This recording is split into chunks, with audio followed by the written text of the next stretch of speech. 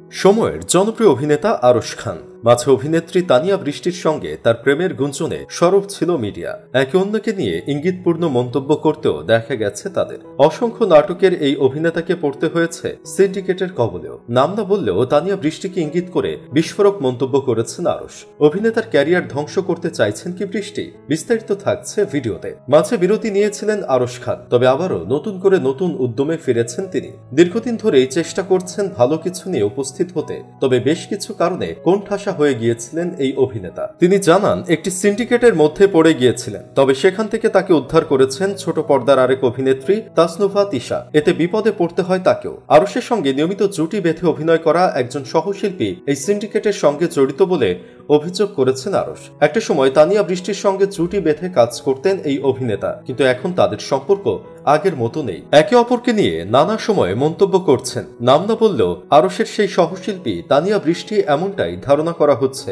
এদিকে খারাপ সময় তাসনুভা তিশা এই অভিনেতাকে আগলে রেখেছিলেন, বিপদে আপদে তার সঙ্গে ছিলেন। এতে করে কাজ হারিয়েছেন অভিনেত্রীও, এমনটাই দাবি আরশের। সিন্ডিকেট থেকে বের হতে না পেরে আরশ খান নাটক থেকে দূরে সরে যেতে চেয়েছিলেন। ভেবেছিলেন আর কখনো কাজ করবেন না। আমি যদি এই সাপোর্টগুলো না পেতাম হয়তোবা কাজ আসতো না, ভালো ভালো কাজ না আসলে হয়তো আমি উল্টাপাল্টা কাজ করতাম না, কারণ ডিসিশন নিয়েছিলাম। এই অবস্থা থেকে অভিনেত্রী তিশা তাকে রক্ষা করেন। নতুন করে জুটি বেঁধে কাজ শুরু করেন তারা। তবে অভিনেত্রীর সঙ্গেও সিন্ডিকেটের এমন আচরণ নিয়েও ধিক্কার জানান আরশ। সেরকম একটা সময়ে যে মানুষটা হচ্ছে সে এতটা হেল্প করলো, এই অল্প হেল্প করার কারণে আপনারা অনেকেই হচ্ছে ওকে করুণা করে দিচ্ছেন। এটা খুবই লজ্জার বিষয়। আমি জানি না এই বোধের জায়গাটুকু আমাদের ভিতরে কবে আসবে। আরশ খান মনে করেন দেশের এই সংস্কারের সময় ইন্ডাস্ট্রির ভেতরেও পরিবর্তন আনা প্রয়োজন। নতুন বাংলাদেশের সাথে নতুনভাবে, নতুন প্ল্যানে, নতুন ফিলোসফি নিয়ে আগেই এটা সবার জন্য ভালো। ইন্ডাস্ট্রির বর্তমান অবস্থার উন্নতি এবং সিন্ডিকেটের প্রতি অনুরোধ জানান আরশ।